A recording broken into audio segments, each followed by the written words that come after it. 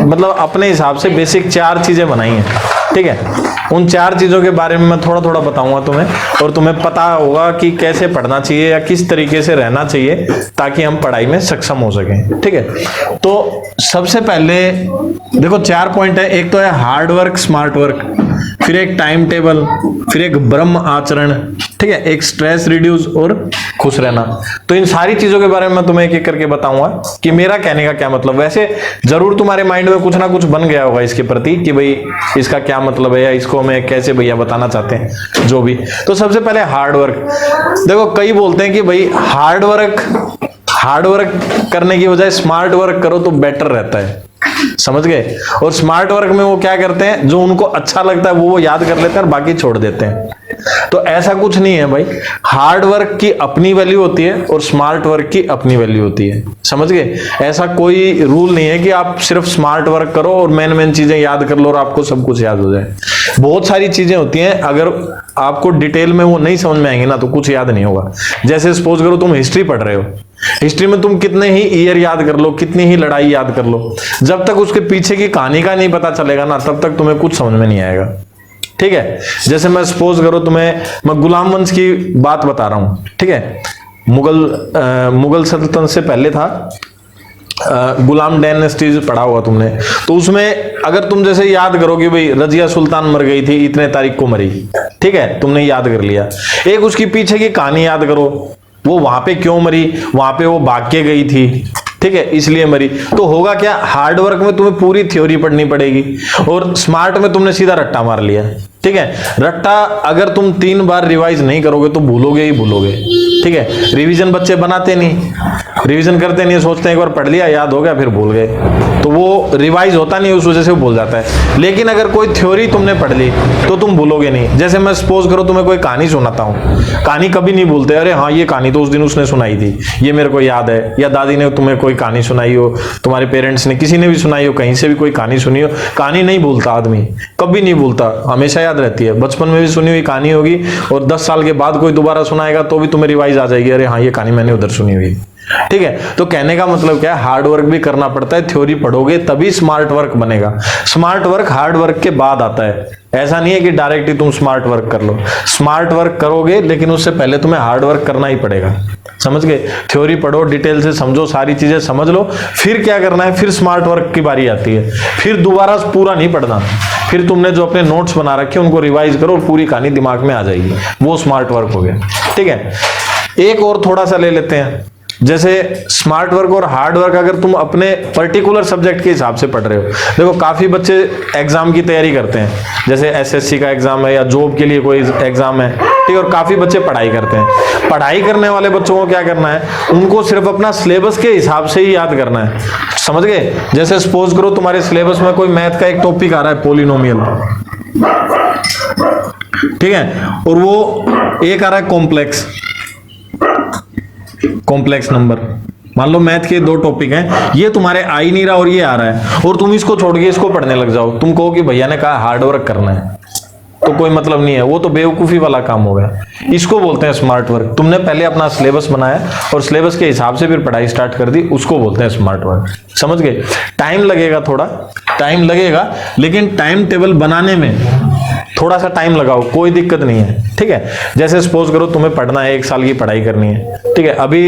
अगर अभी की बात करें तो बहुत सारा सिलेबस हटा दिया है, कुछ सिलेबस रहता है थोड़ा बहुत, ठीक है। तो जितना रिड्यूस कर दिया और टाइम कम है और उसको कंप्लीट भी करना है, तो अगर तुम रोज उस काम को देखो, अरे बहुत काम है कैसे करूंगा, तो जितना बचा हुआ टाइम है वो भी धीरे धीरे निकल जाएगा और स्ट्रेस तुम्हारा बढ़ता चला जाएगा, ठीक है।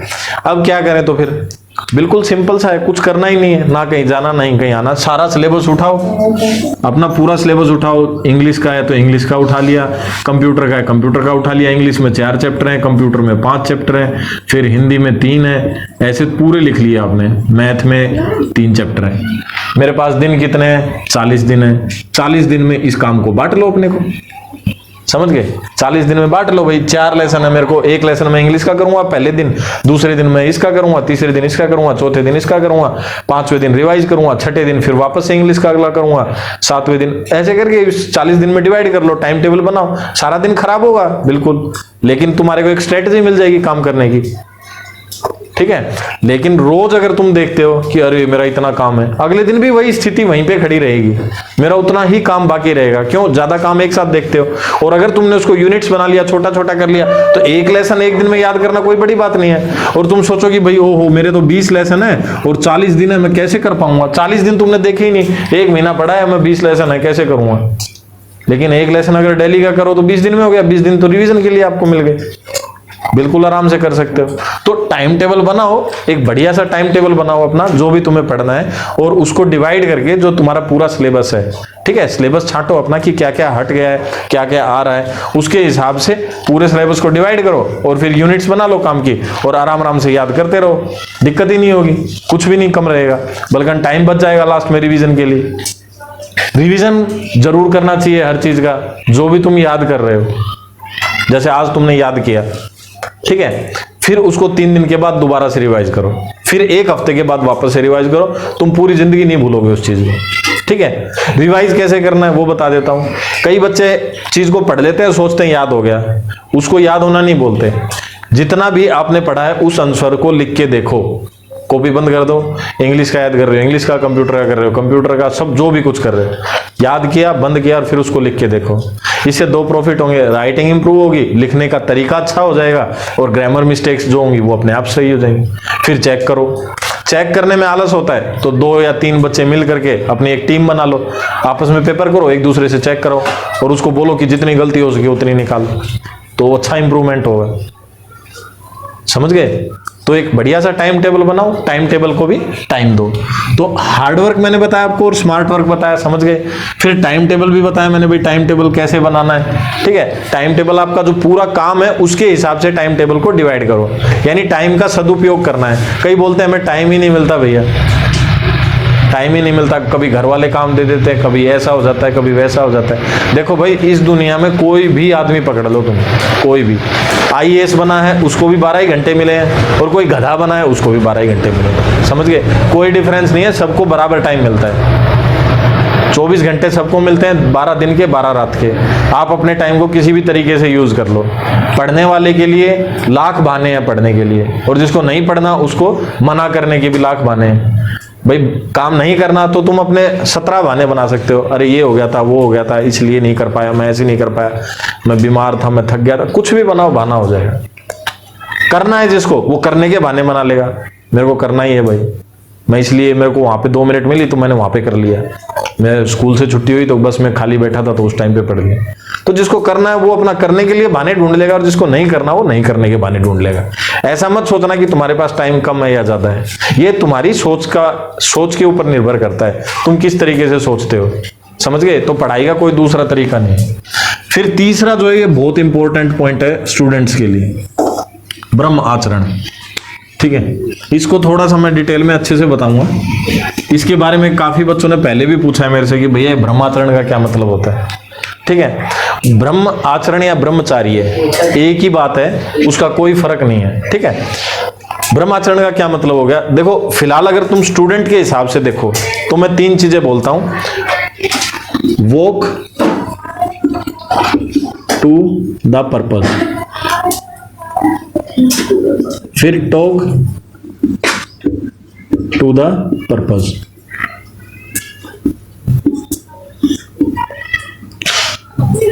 Walk to the purpose, talk to the purpose, एक और होता है हाँ, think to the purpose, very good.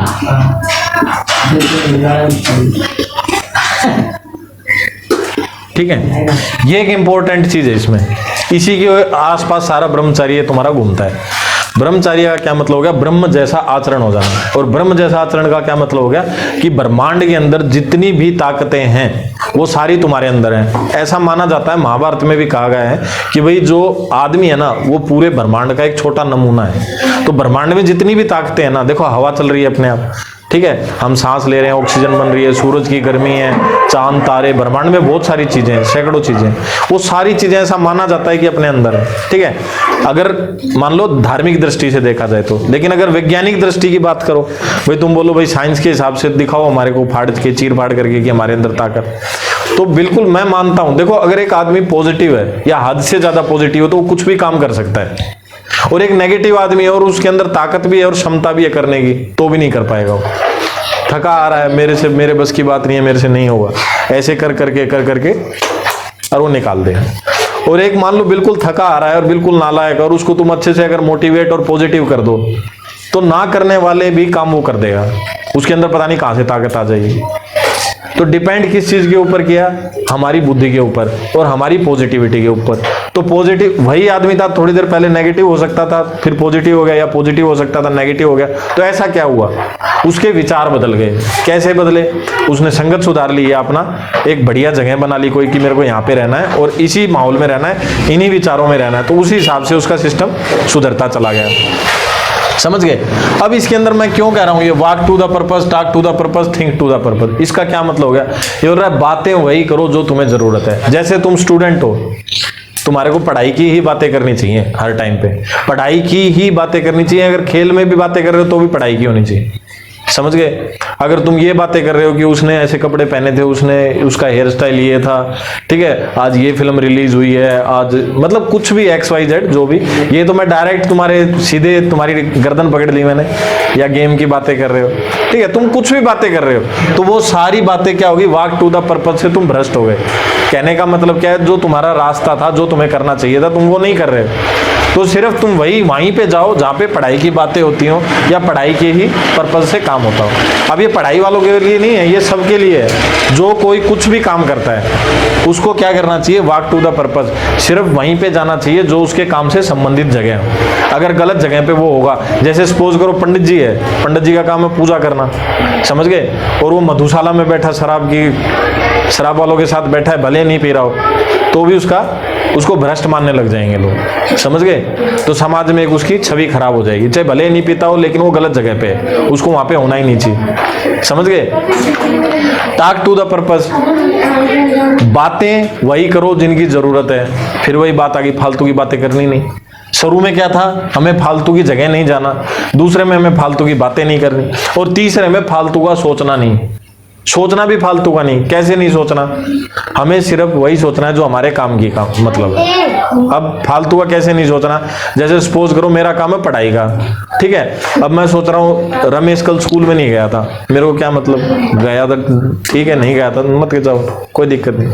या और कुछ सोच रहा हूँ ये आदमी क्यों इतना परेशान हो रहा है, अरे कुछ भी हो, हमारे कोई मतलब नहीं है, हमें अपने थिंक के हिसाब से सोचना है। इमोशंस बहुत है यहाँ पे, इमोशंस के प्रभाव में आके अपने आप को नेगेटिव नहीं करना है। ऐसा नहीं है कि भाई कोई दुखी है तो मैं उसके साथ दुखी हो जाऊं, कोई खुश है तो मैं उसके साथ खुश हो जाऊं। क्यों हो, अपने को क्या मतलब है किसी से खुश होना, क्यों किसी से दुखी होना, ठीक है, हमें अपने काम से मतलब है। तो ठीक, सिर्फ वही सोचो जो तुम्हारी जरूरत है। मेरा मानना क्या है कि हमारा जो दिमाग है ना, ये विचार फेंकता है, ठीक है, और जैसा हम सोचते हैं वैसे ही विचार वापस आते हैं।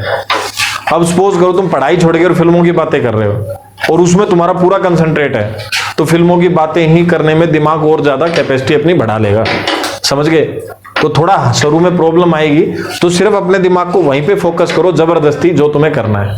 अगर तुम्हारा एम बड़ा है, डॉक्टर बनना, इंजीनियर बनना, या कोई बड़ा आदमी बनना है, किसी भी तरीके से लगा लो, किसी भी लाइन में लगा लो, पॉलिटिकल लाइन है, साइंस है, टेक्निकल है, आपको जिस भी लाइन में कोई बड़ा अफसर बनना है या कुछ अपने आप को बड़ा मोटिवेट करके कुछ बड़ा बनना है, तो फिर आपको ये काम करने ही पड़ेंगे तीनों, walk to the purpose, talk to the purpose और थिंक टू द पर्पस। एक कैप्टन लालचंद जी थे राजस्थान के, ये थ्योरी मैंने वहीं से उठाई है, उन्हीं की बताई है। वही बताते थे कि भाई अगर ये 3 नियम तुम पकड़ लो तो तुम जीवन में कभी परेशान होगे ही नहीं। पहले तो अपना उद्देश्य बना लो, मेरे को करना क्या है, और फिर उस उद्देश्य के ही ऊपर सोचना है, उस उद्देश्य के ही ऊपर बात करनी है, और उस उद्देश्य की बातें जो करते हैं उन्हीं लोगों में रहना है। उससे फालतू आदमियों में रहना ही नहीं है, ना फालतू बातें करनी, ना फालतू काम करना। नहीं तो समझ लो तुम भ्रष्ट हो जाओगे धीरे धीरे समय के हिसाब से, और टाइम खराब हो जाएगा तुम्हारा भी, ठीक है। इसी को ब्रह्माचरण कहा गया है। दूसरा क्या होता है, बड़ी कक्षाओं के विद्यार्थी हैं उनके लिए, उसके ऊपर मैं कभी फिर बाद में अलग से टॉपिक बनाऊंगा एक ब्रह्मचारी के ऊपर। फिलहाल तुम्हारे लिए जो ब्रह्माचरण था वो यही था कि हमें अपने आप को इतना अच्छा समाज में और इतने अच्छी जगह पे रखना है कि हमारी छवि खराब ना हो। ठीक है। छवि खराब का मतलब जैसे भाई बीड़ी पीने वाले बच्चों में नहीं रहना, ठीक है, पान गुटखा खाते हैं तो उनमें नहीं रहना, मतलब ऐसे गलत जो भी संगत है वहां पे तुम्हें नहीं रहना। मैं ये नहीं कह रहा कि बीड़ी पीने वाले खराब होते हैं, इसका ये मतलब मत सोचना, और इसका ये मतलब भी मत सोचना कि बीड़ी पीने वाले अच्छे होते हैं, समझ गए। मेरा उनसे ना कोई विरोध है ना कोई प्रेम है। कहने का मतलब क्या है, अपने आप को बुरी संगत से बचा के रखना, बस सीधी बात ये है, ठीक है। फिर जो लास्ट और सबसे इंपॉर्टेंट पॉइंट है वो तो और महत्वपूर्ण है भाई, ठीक है, स्ट्रेस रिड्यूस। तुम कितना ही पढ़ लो, तुम कहोगे भाई भैया ने कहा टाइम वेस्ट नहीं करना बिल्कुल भी, और पढ़ना ही पढ़ना है, बिल्कुल सही बात है। लगातार पढ़ने लग जाओ, बोर हो जाओगे थोड़ी देर में, क्यों? क्योंकि हमें आदत नहीं है। धीरे धीरे आदत पड़ेगी तो हो सकता है 1 महीना 2 महीने के बाद हमारा दिमाग इतना तेज हो जाए कि हम लगातार पढ़ सकें, लेकिन शुरू में तो आदत ही नहीं है, बैठा ही नहीं जाता। मैं कहता हूं बच्चों को कि 40-40 मिनट का टाइम बना लो, बच्चे बोलते हैं 40 मिनट छोड़ो भैया, 2 मिनट नहीं बैठा जाता एक जगह पे, 40 मिनट कैसे बैठेंगे? तो उसका रीजन यही होता है कि हमारे दिमाग के जो विचार हैं वो भागते रहते हैं इधर उधर, बहुत सारी चीजें दिमाग में चलती रहती हैं, और इस वजह से क्या होता है हमारे दिमाग में कभी कुछ कभी कुछ कभी कुछ चलता रहता है, और दिमाग शांत नहीं होता। और दिमाग शांत होगा तो हम बैठ के पढ़ लेंगे। तो दिमाग को शांत करने के लिए स्ट्रेस रिड्यूस करना है। अब स्ट्रेस रिड्यूस कैसे होगा? उसके बहुत सारे तरीके हैं, मेडिटेशन के तरीके होते हैं अलग अलग। मैं एक सिंपल सा तरीका बता देता हूं तुम्हें। जब भी तुम्हें बेचैनी पैदा हो, कभी भी पढ़ने में मन नहीं लगे कुछ नहीं, 10 मिनट शांत हो गए अपने सांस पे ध्यान देखो और आंख बंद कर दो। आंख बंद करना है, ना सांस लेनी है ना छोड़नी है, समझ गए? अपनी मर्जी से कुछ नहीं करना है, जो हो रहा है होने दो। जैसे अभी आ रहा है, अभी बातें करते वक्त ना तुम ले रहे हो ना छोड़ रहे हो, बातों पे ध्यान है। इसी तरीके से जब मेडिटेशन करते हैं तो तुम सिर्फ बैठ जाओ और अपने सांस पे ध्यान दो, ब्रीथिंग पे। 5 से 10 मिनट कोशिश करो जबरदस्ती सिर्फ सांस पे। कभी कुछ विचार आएगा कभी कुछ, फिर वापस से सांस पे ध्यान लिया हो अपना। और जैसे जैसे ये एक्टिविटी करोगे तो तुम्हारा दिमाग तेज होता जाएगा और दिमाग शांत हो जाएगा और पढ़ाई में मन लगने लग जाएगा। इसको स्ट्रेस रिड्यूस बोलते हैं। दूसरी बात, अगर तुम दुखी हो तो कभी भी नहीं हो पाएगा ऐसा। दुखी हो गए ना किसी भी वजह से, या गुस्से में हो या दुखी हो, तो नहीं हो पाएगा। तो तुम्हें खुश रहना जरूरी है। तो अपना खुश रहने का कोई भी ऐसा शॉर्ट ट्रिक बना लो, कोई भी। कोई बच्चे जोक सुन के खुश हो जाते हैं, कोई कुछ सुन के खुश हो जाते हैं, कोई अपने माँ बाप को देखकर खुश हो जाते हैं, कोई मान लो किताबें देख के खुश हो जाते हैं। अपना अपना सबका फंडा होता है, कोई कैसे खुश होता है, कोई कैसे खुश होता है। तो एक अच्छा आदर्श बना लो अपना खुश होने का और उसको पकड़ लो। जब भी दुखी हो, पढ़ाई में मन नहीं लग रहा हो, तो कैसे भी करके अपने आप को खुश करो पहले। क्योंकि अगर तुम दुखी रहोगे तो फिर मैंने वही विचारों वाली बात कही, दुख के विचार जाएंगे और वो 100 गुना हो जाएंगे, तो तुम और ज्यादा दुखी हो जाओगे। तो दुखी रहना ही नहीं है, खुश रहना है कैसे भी करके। खुश रहो, खुश रखो। अगर कोई आपसे जुड़ा हुआ है, जैसे आपके माँ बाप है, भाई बहन है, तो उनको भी खुश रखो और खुद भी खुश रहो। ठीक है, कोशिश करो। वो खराब बोलते हैं तो भी बर्दाश्त करो, कोई बात नहीं यार, चलता है थोड़ा बहुत, हो गया ठीक है, आगे देखेंगे। इसका मतलब ये नहीं है कि उनको बोलो कि हमारे हिसाब से रह तू, मतलब कभी उनको कहो तू खुश रख हमारे को। खुद को रखना है, दूसरे को नहीं परिवर्तित करना है, अपने को करना है। ठीक है, तो स्ट्रेस रिड्यूस कर लो और खुश रहो तो तुम्हारी पढ़ाई अच्छी होगी। तो सबसे बेस्ट है एक बढ़िया सा टाइम टेबल बनाओ। छोटी बात में मैं अपना पूरा भाषण फिर से कंबाइन कर देता हूं। हार्ड वर्क भी करना जरूरी है, स्मार्ट वर्क भी। थोड़ा टाइम में अपना एक टाइम टेबल बनाओ, 1 दिन 2 दिन लगेगा, और टाइम टेबल बना के उसको फॉलो करो और कोशिश करो अपने आप को खुश रखने की और स्ट्रेस फ्री रखने की। ठीक है, ताकि तुम्हारा जो आगे का जीवन है या कोई भी सपना या तुम्हारा कोई गोल है वो तुम अचीव कर सको। किसी को IAS बनना है, IPS बनना है, या किसी को बड़ा डॉक्टर बनना है, जो भी बनना है वो तुम अचीव कर सको। ठीक है, धन्यवाद दोस्तों। कर दे बंद।